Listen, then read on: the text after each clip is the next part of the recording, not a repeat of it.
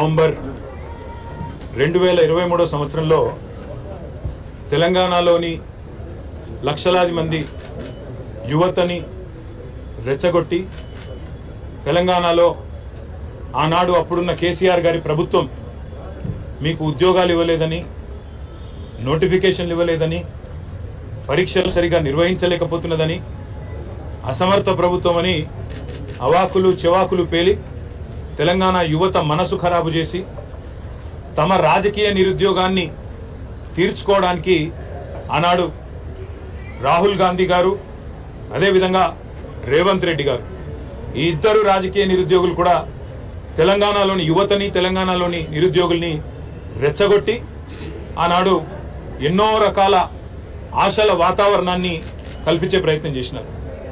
పుంకాను పుంకాలుగా, పేజీలకు పేజీల నిండా మేము రాగానే 2 లక్షల ఉద్యోగాలు మొదటి సంవత్సరంలోనే మేము నింపుతాము, ప్రభుత్వ ఉద్యోగాలు 2 లక్షల కొలువులు ఇస్తామని చెప్పి పత్రికల్లో full page ads, job calendar అని చెప్పి తేదీలతో సహా ఏ పోస్టుకు ఏ రోజు మేము నోటిఫికేషన్ ఇస్తామని చెప్పి మొత్తం జాబ్ క్యాలెండర్నే నమ్మదగే విధంగా నమ్మబలుకుతూ పుంకాన్ పుంకాలుగా ఫుల్ పేజ్ యాడ్స్ ఇచ్చినారు. ఈరోజు మొదటి సంవత్సరంలో 2 లక్షల ఉద్యోగాలు ఇస్తామని చెప్పిన కాంగ్రెస్ పార్టీ తమ ఉద్యోగాలు అయితే తెచ్చుకున్నారు. ఇద్దరు రాజకీయ నిరుద్యోగులు, ఒక ఆయననేమో ముఖ్యమంత్రి అయిండు, మరొక ఆయననేమో జాతీయ స్థాయిలో ప్రధాన ప్రతిపక్ష నాయకుడు అయిండు. కానీ తెలంగాణలో ఇస్తానన్న 2 లక్షల ఉద్యోగాలు మాత్రం ఇంతవరకు అతి లేదు, గతి లేదు. ముఖ్యంగా ఒక్క నోటిఫికేషన్ కూడా ఈ రోజు వరకు 7 నెలల్లో ప్రభుత్వం ఇవ్వలేదు. ఒక ఉద్యోగం ఇవ్వాలంటే మొదలు నోటిఫికేషన్ ఇవ్వాలి, ఆ తర్వాత పరీక్ష పెట్టాలి, ఆ తర్వాత అవసరమైతే ఇంటర్వ్యూ, ఆ తర్వాత ఎంపిక. కానీ ఈ రోజు వరకు ఈ కొత్త ప్రభుత్వం వచ్చిన తర్వాత, కాంగ్రెస్ ప్రభుత్వం వచ్చిన తర్వాత ఒక్కటంటే ఒక్క నోటిఫికేషన్ కానీ, ఒక్కటంటే ఒక జాబ్ కానీ ఇయ్యని మాట వాస్తవం.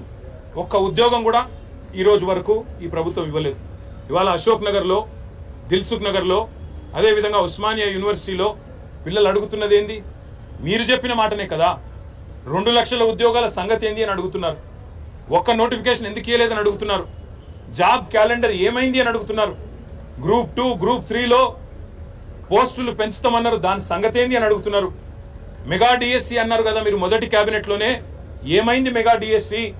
మీరే చెప్తారు కదా 21,000 ఉద్యోగాలు, 50,000 ఉద్యోగాలని, ఏవి మరి డిఎస్సిలోని ఆ ఉద్యోగాలని చెప్పి పిల్లలు అడుగుతుంటే వారి మీద ఈరోజు మీరు మాట్లాడుతున్న విధానం, ఒక ముఖ్యమంత్రి స్థాయిలో ఉండి ఇంత దౌర్భాగ్యంగా, ఇంత దివాలాకోరుతనంతో మాట్లాడిన మొట్టమొదటి ముఖ్యమంత్రి రేవంత్ రెడ్డి. ఎంత నిర్లక్ష్యంగా, నిర్లజ్జగా, అసలు మోతీలాల్ అంటే ఆయనే ఉద్యోగాలే రాస్తలేడు, ఆయన కూడా నిరాహార దీక్ష చేస్తున్నాడని చెప్పి ఇవాళ మోతీలాల్ అనే తమ్ముడిని అవమానించే విధంగా, గ్రూప్స్ కు ప్రిపేర్ అవుతున్న తమ్ముడిని అవమానించే విధంగా మాట్లాడడం. ఎవరినైతే ఏ కోచింగ్ సెంటర్లను ఆలంబనగా చేసుకొని అశోక్ నగర్ కి నువ్వు మీ రాహుల్ గాంధీ పోయి 2 ఉద్యోగాలు సంపాదించుకున్నారో, ఇవాళ అక్కడ కోచింగ్ సెంటర్లు నడుపుతున్న యువతని, అశోక్ కావచ్చు, రియాజ్ కావచ్చు, మరొకరు కావచ్చు, ఆ కోచింగ్ సెంటర్ల నిర్వాహకులందరినీ అవమానించే విధంగా 150 కోట్లు, 100 కోట్లు సంపాదించడానికి పరీక్షల పోస్ట్ పోన్మెంట్ అడుగుతున్నారు. వాళ్ళ కోసం, వాళ్ళ స్వలాభం కోసం పాకులాడుతున్నారని చెప్పి వాళ్ళని అవమానించే విధంగా మాట్లాడడం. అందుకే ఇవాళ తెలంగాణ యువత బగ్గుమంటున్నది.